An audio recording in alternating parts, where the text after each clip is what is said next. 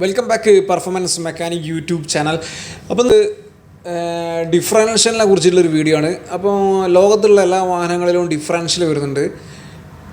അപ്പോൾ അതിൻ്റെ അകത്തുള്ള സംഭവങ്ങളും അതെങ്ങനെ അഡ്ജസ്റ്റ് ചെയ്യാം, അതിൻ്റെ വർക്കിംഗ് എന്താണെന്നുള്ള ചെറിയൊരു എക്സ്പ്ലനേഷൻ ചെയ്യാൻ പോകുന്നത്. അപ്പോൾ റോഡിലൂടെ ഓടുന്ന എല്ലാ വാഹനങ്ങൾക്കും ഡിഫറൻഷ്യൽ വരുന്നുണ്ട്. ഇപ്പോൾ ഫ്രണ്ട് വീൽ ഡ്രൈവ് ആയാലും റിയർ വീൽ ഡ്രൈവ് ആയാലും വാഹനങ്ങളൊക്കെ ഡിഫറൻഷ്യൽ വരുന്നുണ്ട്. അതേപോലെ തന്നെ അത് സെറ്റ് ചെയ്യാൻ ലേശം ടഫായിട്ടുള്ളൊരു വർക്കാണ്. അപ്പോൾ ഞാൻ ആദ്യം ഒരു ഡിഫറൻഷ്യൽ കാണുന്നത് ഒരു 5ാം ക്ലാസ് പഠിക്കുന്ന സമയത്ത് ഡിഫറൻഷ്യൽ കാണുന്നത്. ഇപ്പോൾ റോഡ് സൈഡിലൊരു ബസ് ഇങ്ങനെ ബ്രേക്ക് ഡൗൺ ആയി കിടക്കുന്നുണ്ട്. അപ്പോൾ അതിൻ്റെ ഡിഫറൻഷ്യൽ ഇങ്ങനെ സെറ്റ് ചെയ്യുന്നത് ഇങ്ങനെ ആൾക്കാർ സെറ്റ് ചെയ്യുന്നത് ഞാൻ കണ്ടിട്ടുണ്ട്.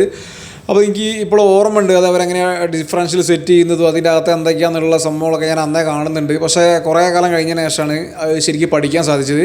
അപ്പോൾ മോസ്റ്റ് ടഫായിട്ടുള്ളൊരു വർക്കാണ് ഡിഫറൻഷ്യൽ സെറ്റ് ചെയ്യുക എന്നുള്ള സംഭവം. ഒരു വാഹനത്തെ സംബന്ധിച്ച് മോസ്റ്റ് ടഫായിട്ടുള്ളൊരു സംഭവമാണ് വാഹനത്തിൻ്റെ ഡിഫറൻഷ്യൽ സെറ്റ് ചെയ്യുന്നത്.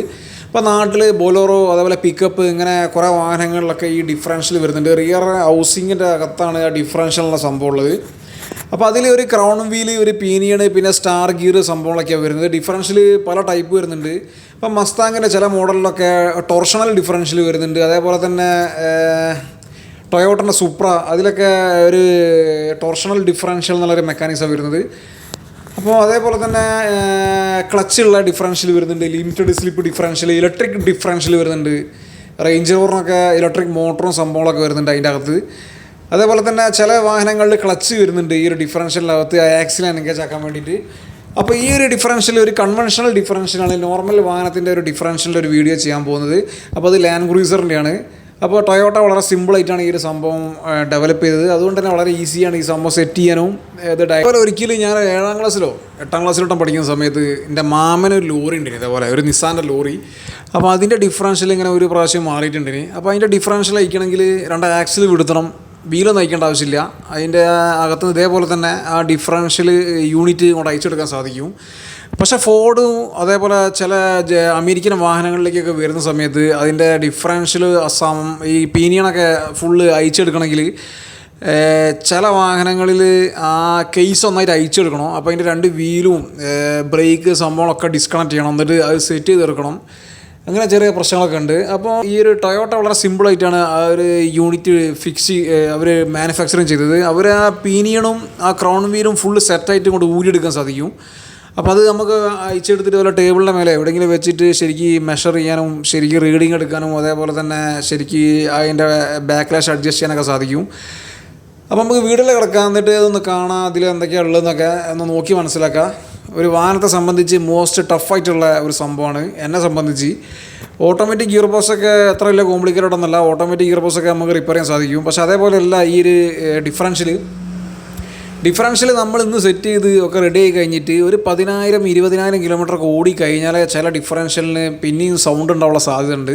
അപ്പോൾ അങ്ങനെ ഒരു പ്രശ്നമുണ്ട് ഇതിന്. അപ്പോൾ ഇതിൻ്റെ ആ ഒരു ഇതിൻ്റെ ഒരു കാൽക്കുലേഷനും ഇതിൻ്റെ ആ അഡ്ജസ്റ്റ്മെൻറ്റും കറക്റ്റ് അല്ലെങ്കിൽ ഈ ഡിഫറൻഷ്യൽ പിന്നെയും ഒരു 10,000 കിലോമീറ്റർ കഴിഞ്ഞാൽ പിന്നെയും ഇത് തേമാനം സംഭവിച്ച് പിന്നെയും നോയ്സ് വരാനുള്ള സാധ്യതയുണ്ട്. അപ്പോൾ അത് മോസ്റ്റ് ആക്യുറേറ്റായിട്ട് സെറ്റ് ചെയ്യണം, ഇല്ലെങ്കിൽ റിപ്പീറ്റ് കംപ്ലയിൻ്റ് ആയിട്ട് പ്രശ്നങ്ങൾ ഉണ്ടാവാനുള്ള സാധ്യതയുണ്ട്. സാധാരണ ഒരു ഡിഫറൻഷ്യൽ 2 വർഷം 2 ലക്ഷം അതേപോലെ 3 ലക്ഷം 4 ലക്ഷം കിലോമീറ്റർ ഓടിക്കഴിഞ്ഞാലും ഡിഫറൻഷ്യൽ സാധാരണ കംപ്ലയിൻ്റ് ഒന്നും ഉണ്ടാവാറില്ല.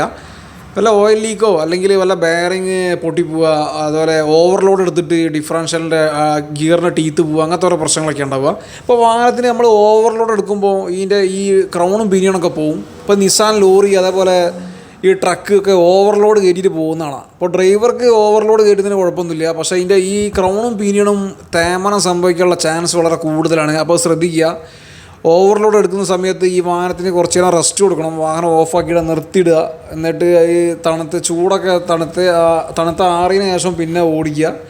അപ്പോൾ പ്രത്യേകം ശ്രദ്ധിക്കണം. അപ്പോൾ വീട്ടിൽ കിടക്കാം, നേരിട്ട് കാണാത്ത എന്തൊക്കെയാണ് സംഭവം. ഇതൊരു ടൊയോട്ട ലാൻഡ് ക്രൂസറിൻ്റെ ക്രൗണും പീനിയൻ്റെയും അസംബ്ലി കേട്ടോ.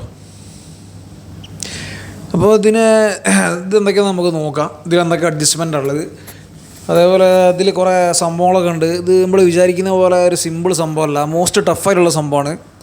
ഇപ്പോൾ ഏതൊരു വാഹനത്തെ എടുത്തു കഴിഞ്ഞാലും അതിൻ്റെ ഉള്ളിലുള്ള ഒരു മേജറായിട്ടുള്ളൊരു സംഭവമാണിത്, ഇതിൻ്റെ അഡ്ജസ്റ്റ്മെൻറ്റ്.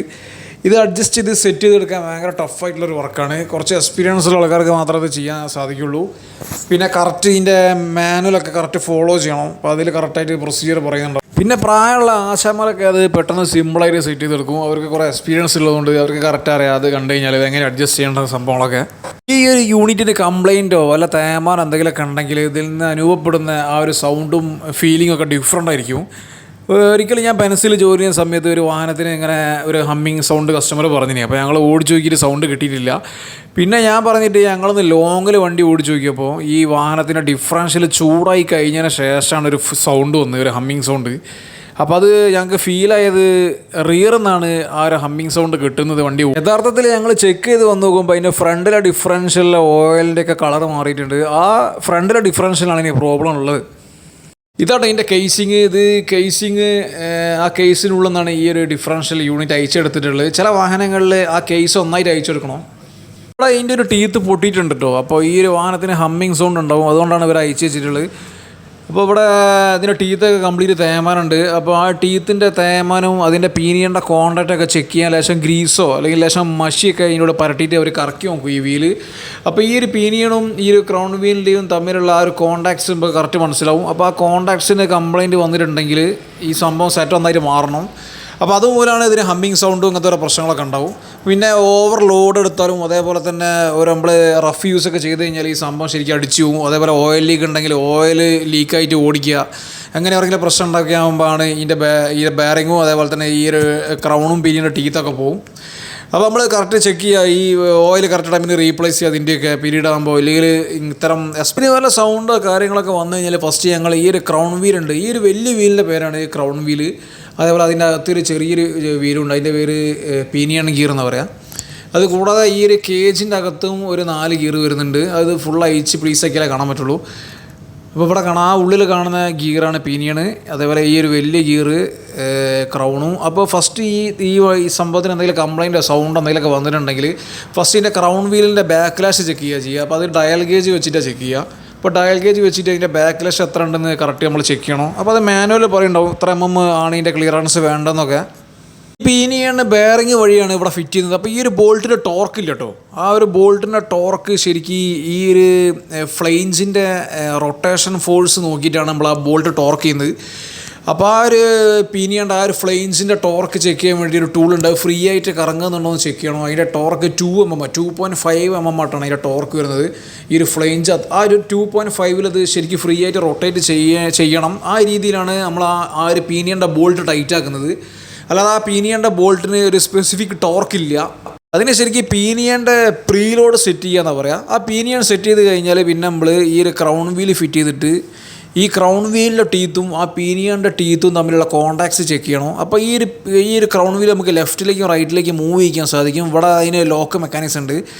ഈ രണ്ട് സൈഡിലും ഒരു ലോക്കും ഒരു വീലൊക്കെ വരുന്നുണ്ട്. ആ വീല് നമുക്ക് കറക്കിയിട്ട് ഈ ക്രൗൺ വീലിന് നമുക്ക് ലെഫ്റ്റിലേക്കും റൈറ്റിലേക്കും മൂവ് ചെയ്യാൻ സാധിക്കും. അതുവഴി ആ ഒരു പീനിയൺ ഗിയറും ഈ ഒരു ക്രൗൺ വീലും തമ്മിലുള്ള ആ കോൺടാക്റ്റിൻ്റെ ആ ടീത്ത് കോൺടാക്ട്സ് നമുക്ക് കറക്റ്റാക്കി എടുക്കാൻ സാധിക്കും. ഈ ടൊയോട്ടൻ്റെ ഈ ഒരു സംഭവം കുറച്ചുകൂടി സിമ്പിളാണ്. ടൊയോട്ട നിസാൻ ലോറിക്കൊക്കെ വരുന്ന ലേശം സിമ്പിളാണ്. രണ്ട് സൈഡിലും ഈ ഒരു വീല് ലോക്കിംഗ് വീലുണ്ട്. അത് നമുക്ക് കറക്കിയിട്ട് ഈ ഒരു ക്രൗൺ വീലിനെ മൂവ് ചെയ്യാൻ സാധിക്കും. ഫോർഡിൻ്റെ വാഹനങ്ങളിലൊക്കെ ഈ ഒരു ക്രൗൺ വീലിനെ നമ്മൾ ലെഫ്റ്റിലേക്കും റൈറ്റിലേക്കും മൂവ് ചെയ്യുകയാണെങ്കിൽ അതിന് ഷിമ്മ് സെലക്ഷൻ ഉണ്ട്. അപ്പോൾ അതിന് ഒരുപാട് ഷിമ്മൊക്കെ വരുന്നുണ്ട്. അപ്പോൾ നമ്മൾ മെഷർ ചെയ്യണം. വെർണിയർ കാലിബർ വെച്ച് മെഷർ ചെയ്തിട്ട് ഈ ഒരു പീനിയൻ്റെയും ക്രൗണിൻ്റെയും ടീത്തിൻ്റെ ഗ്യാപ്പൊക്കെ മെഷർ ചെയ്തിട്ട് നമ്മൾ ആ ഷിമ്മ് സെലക്ട് ചെയ്യണം. അത് മോസ്റ്റ് ടഫായിട്ടുള്ള വർക്കാണ്. അതേപോലെ തന്നെ അത് 2-3 ദിവസം പിടിക്കും ഈ ഒരു ക്രൗണും ക്രൗണും പീനിയണും സെറ്റ് ചെയ്ത് എടുത്ത് വരാനൊക്കെ. ഈ ടൊയോട്ട വളരെ സിമ്പിളായിട്ടാണ് അവർ ഇത് നിർമ്മിച്ചെടുത്തിട്ടുള്ളത്. ഈ ഒരു സംഭവം അത് ഇങ്ങോട്ട് അയച്ചെടുത്തിട്ട് നമുക്ക് ഒരു ടേബിളിൻ്റെ മേലെ വെച്ചിട്ട് സിമ്പിളായിട്ട് നമുക്കത് അഡ്ജസ്റ്റ് ചെയ്ത് സെറ്റ് ചെയ്ത് അടിപൊളിയാക്കാൻ സാധിക്കും. അപ്പോൾ ആരും പോയിട്ട് ഇതിൻ്റെ ബോൾട്ട് നയിക്കാൻ പാടില്ല. അതിൻ്റെ ബോൾട്ട് അയച്ച് ഫിറ്റ് ചെയ്ത് കഴിഞ്ഞാൽ ചിലപ്പോൾ ആ ഒരു പീനിയൻ്റെയും ക്രൗണിൻ്റെയും ടീത്ത് വ്യത്യാസം വന്നിട്ട് ഡിഫറൻഷ്യൽ അടിച്ചു പോകാനുള്ള സാധ്യതയുണ്ട്. അപ്പോൾ പ്രത്യേകം ശ്രദ്ധിക്കുക. അപ്പോൾ ഇവിടെ അതിൻ്റെ കേസ് കാണാം. അതാണ് ഇതിൻ്റെ കേസ്. ഈ ഒരു കേസിനകത്തേക്കാണ് ആ സംഭവം എടുത്ത് നമ്മൾ ഫിറ്റ് ചെയ്യുന്നത്. അപ്പോൾ ഇതിൻ്റെ ഓയിൽ ഫില്ല് ചെയ്യുന്ന പ്ലഗൊക്കെ ഇവിടെ കാണാം.